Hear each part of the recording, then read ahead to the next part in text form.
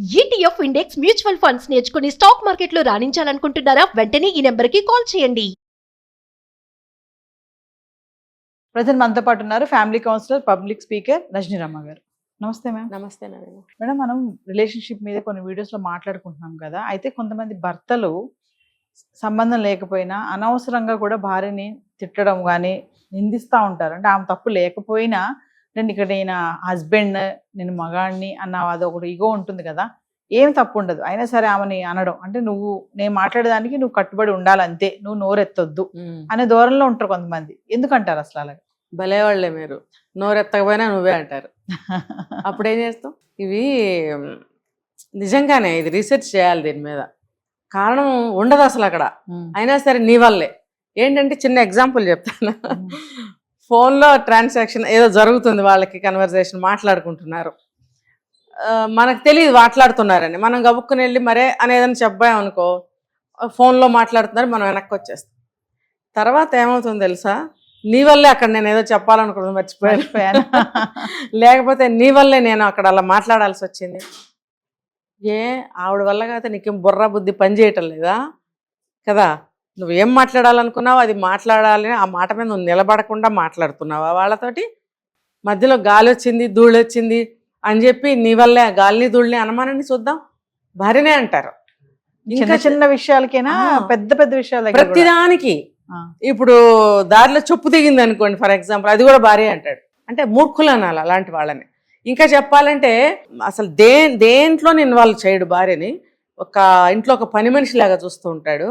ఇంట్లోకి ఏదన్నా కావాలంటే కూడా ఆయన తెచ్చే వరకు దిక్కు ఉండదు. మరి ఆవిడకి అనారోగ్యం చేసినా సరే హాస్పిటల్కి తీసుకెళ్ళాడు. తర్వాత ఆవిడకి మంచి చెడ్డ సంరక్షణ ఏమీ చూడడు. తనకి ఏదన్నా వస్తే మాత్రం ఇమీడియట్గా అన్నీ చేయించుకుంటుంటాడు. శుభ్రంగా రోజు మంచి మంచి బట్టలు వేసుకెళ్ళడము, తనకు కావాల్సిన రిక్వైర్మెంట్స్ అన్ని తను చూసుకోవడము, ప్రతిదీ అనమాట. ప్రతిదీ. ఫర్ ఎగ్జాంపుల్ ఇంట్లో టీవీ పాడైతే టీవీ బాగు చేయించడం, మిక్సీ పాడైతే మిక్సీ బాగు చేయించడం. మరి ఇవన్నీ నీ వల్లనే అనాలిగా. ఇప్పుడు వస్తువు అన్నాక పాడవకుండా ఉండదు, మరి బాగు చేయించాలి నువ్వు. మరి బాగు చేయించడం ఎందుకంటే అసలు మనసులో ఉద్దేశం అంటే రోట్లో రుబ్బి నాకు వంట చేయి, రోట్లో పచ్చడి చేయి, రోట్లో నువ్వు పిండి రుబ్బి దోశలే, రోట్లో రుబ్బి గారెలే అంటాడు.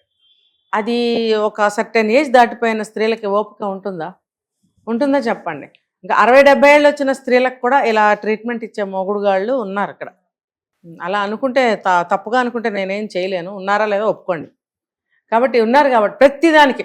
ఇంటికి ఎవరైనా వస్తారండి, వస్తే అంతా నీ వల్లే. ఈ డైలాగు నాకు పరమ ఎలర్జెటిక్ డైలాగ్ నా లైఫ్లో. ఇది విన్నాను ఎక్కడన్నా. అంటే నీ వల్లే లేకపోతే అంతా నీ వల్లే, పెద్ద తేడా లేదు రెండింటికి. ప్రతిదానికి అంతా నీ వల్లే ఎలా అవుతుందండి? ఎందుకు అవుతుంది? నీకు తల క్రాఫ్ట్ చెరిగిపోయింది, అది నీ వల్లే అంటే అది ఏమన్నా అర్థం ఉందా? ఏంటంటే నాకు దువ్వెన కనపడలేదు అంటాడు. నీ దువ్వెన నువ్వే దూకుంటావు, ఆ దువ్వెన నువ్వు పెట్టుకున్న చోటే ఉండాలి. లేదు అంటే నువ్వే అక్కడ పెట్టుకుంటావు, పెట్టుకుని మర్చిపోయి ఆ దువ్వెన అక్కడ లేదు కాబట్టి నేను తలదూకోలేదు కాబట్టి నా అందం చెడిపోయింది కాబట్టి దానికి కారణం నువ్వు అంటే ఎలా ఉంటుంది ఇది కదా? అంటే అది అర్థం పర్థం లేని నింద అనమాట. ప్రతి దానికి.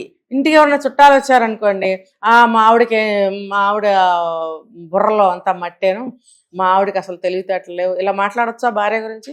అట్లాంటి మగవాళ్ళని చొప్పు తీసుకుని అక్కడ కొట్టేయాలి. వచ్చిన చుట్టాల ముందే పెళ్ళాం కొట్టేయాలి. అప్పుడు నువ్వు ఊహించుకుంటున్నా నీ పరువు, నీ మర్యాద ఏంటో. అసలు నువ్వు ఈ మాటలు మాట్లాడితేనే అవతల వాళ్ళకి నువ్వు ఎట్లాంటి వాడు అర్థమైపోతుంది. కాబట్టి ఇలా మాట్లాడినప్పుడు వేసేయాలి రెండు. ఆ రోజు ఎప్పుడు వస్తుందో ఏంటో సమాజంలో. నిజంగా నవీన, అనవసరంగా చక్కగా కాపురం చేసుకుంటున్న భార్యని ఒక బొమ్మని, పని మనిషిని చేసి అంటే ఆమెకున్న తెలివితేటలను కూడా సమూలంగా నాశనం చేసేసి ఒక మట్టి ముద్దలాగా పక్కన పడేసి నువ్వు మట్టి ముద్దవి అంటే తన అనాలి. నీ వల్ల నేను ఇలా ఉన్నానని భార్య అనాలి. ఉల్టా అంటాడనమాట, నీ వల్ల. అందుకని నేను అంటాను చెప్పు తీసుకుని వాయించండి, ఇంకా మళ్ళీ మీకు అవకాశం రాదు. ఇంకా ఆవిడని బయటకు కూడా తీసుకెళ్ళడు. బయటకు తీసుకెళ్తే నువ్వు బయట అనేదాన్ని, అక్కడే బయటే కొట్టండి అని. ఎవరన్నా ఇంటికి వచ్చినప్పుడు నీకు అదే ఛాన్స్, వేసేయి 4 అంటే అట్లా ఉంటుంది ఆడవాళ్ళ ఫ్రస్ట్రేషన్. ఎందుకు అవమానం చేస్తున్నావు, ఎన్ని విధాలుగా నువ్వు డిగ్రేడ్ చేస్తున్నావు భార్యని, తనకున్న చదువుని, తనకున్న తెలివితేటల్ని, తనకున్న స్కిల్స్ని, మరి ఇంకా తనకున్న వ్యక్తిగా కొంత ఒక వ్యక్తిత్వం కానీ ఒక వాల్యూ కానీ సొంత అభిప్రాయాలు ఎన్నో ఎన్నో ఉంటాయి. అన్నిటిని నువ్వు సమూలంగా నాశనం చేసి వంటింట్లో పడేసి ఇంకా పచ్చిమిరపకాయలు కావాలన్నా సరే ఏ టు జెడ్ అనమాట, ఏది కావాలన్నా ఆయన తెచ్చేవరకు ఆగాలి. మీరు ఇప్పుడు డిగ్రేడ్ అన్నారు కదా మేడం, నాకు ఒక క్వశ్చన్ అడుగుతాను. డిగ్రేడ్ చేసే వాళ్ళు ఉన్నారు, కొంతమంది సపోర్ట్ చేస్తూ కూడా మాట్లాడే వాళ్ళు కూడా ఉన్నారు దారుణంగా. అంటే అక్కడ వైఫ్ కన్ఫ్యూజన్, ఏంటికి సపోర్ట్ చేస్తున్నాడు మళ్ళీ ఎందుకు ఇలాంటి మాట్లాడుతున్నారు అనే ఒక కన్ఫ్యూజన్ లో ఉంటుంది వైఫ్. అవునవును, ఇక్కడే ఉంది ఇది. ఇక్కడ ఆడవాళ్ళు ఇక్కడ ఆగి ఆలోచించాలి. బాగానే ఉన్నాడు 50%, మిగతాది ఎందుకు ఇలా ఉన్నాడని మనం ఒక ఎక్సర్సైజ్ చేయాలి అక్కడ. చేస్తే అతని అంతరంగం ఏంటో మనకు అర్థమవుతుంది. కొంతమంది దీనికి ఇంకొక జవాబు నేను చెప్తా. అతను తన మైండ్లో ఏమనుకుంటున్నాడో ఆ పెర్ఫార్మెన్స్ అక్కడ కనపడనప్పుడు అలా గబుక్కుని ప్లేట్ మార్చేసి మాట్లాడేస్తాడు. ఇది ఒక కారణం అండి. అది నీ మనసులో ఏముందో నాకేం తెలుస్తుంది. అయితే కొన్ని సంవత్సరాలు జర్నీ చేస్తే కనుక అతని మనస్తత్వం మనకి కొద్దిగా ఇంతన్నా అర్థమవుతుంది. కొంతమంది అసలు ఎక్కడికక్కడ అర్థమైనట్టే ఉంటుంది, అర్థం కాకుండా పోతుంటారు. ఎందుకంటే డిఫరెంట్గా బిహేవ్ చేస్తుంటారు. ఇది కొంచెం కష్టమే.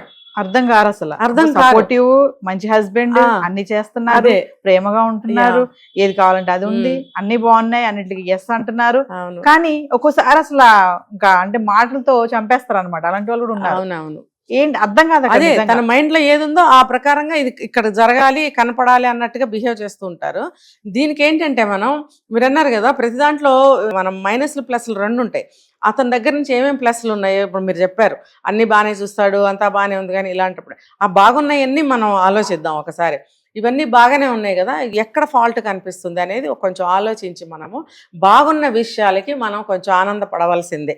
బాగోని విషయాలు అంటే ఇప్పుడు అన్ని ప్లస్లే ఉండవు జీవితంలో, అన్ని వడ్డించిన విస్తరే ఉండదు, మనం వడ్డించుకోవాలంటారు. అలాగే మిగిలిన విషయాలు ఏవైతే ఉన్నాయో ఒక్కొక్కటి మనం స్టడీ చేస్తూ ఉండాలి.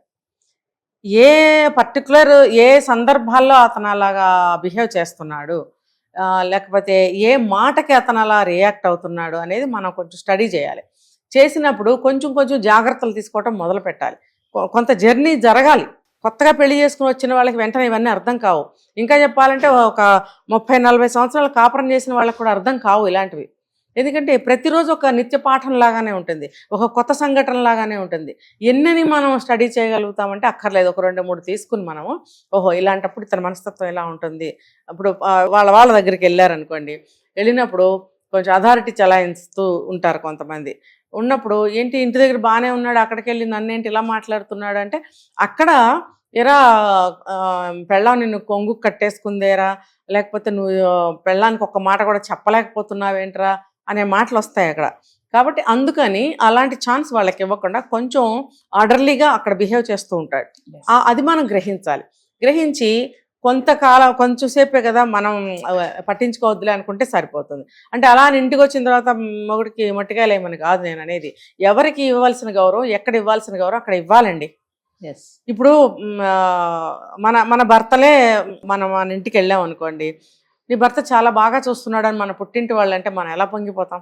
అలాగే వాళ్ళ ఇంటికి వెళ్ళినప్పుడు వాళ్ళ కోడలు కూడా వాళ్ళ కొడుకు అనుకూలంగా ఉంది అని అంటే వాళ్ళు కూడా సంతోషిస్తారు. ఇది తెలుసుకోకుండా మనం ఖచ్చితంగా ఇలాగే ఆలోచిస్తాం, ఇంటి దగ్గర బాగానే ఉన్నాడు ఇక్కడేంటి ఇలా ఉన్నాడని. ఇలా ఉంటుంటాయి అన్నమాట వాళ్ళ మనస్తత్వాలు. ఉన్నప్పుడు ఆ సందర్భాన్ని సమయాన్ని బట్టి మనం కొంచెంసేపు సైలెంట్ అయ్యి ఇది ఎందుకు ఇలా మాట్లాడాడు అనేది మనం కొంచెం ఆలోచించగలిగితే సమాధానం కొంతకాలానికైనా ఒక 4-5 ఏళ్ళు అయిన తర్వాత అయినా అర్థం అవుతుంది. మనం అర్థం చేసుకునే ప్రయత్నంలో కొంత సైలెన్స్ వహించాల్సిన అవసరం ఉంది. లేకపోతే ఏమవుతుందంటే బాగానే చూస్తున్నాడు కదా, అనవసరంగా మనకేదో ఇంత పెట్టారు, మనం అది ఇంకా కావాలంటే రాకపోవచ్చు అక్కడి నుంచి. అలాగే ఈ మిగతా 50% మీకు రావాల్సిన, మీరు కోరుకున్న విధంగా అతను ఉండాలి అని అంటే అతను కోరుకున్న విధంగా కూడా మీరు ఉండాలి. Thank you.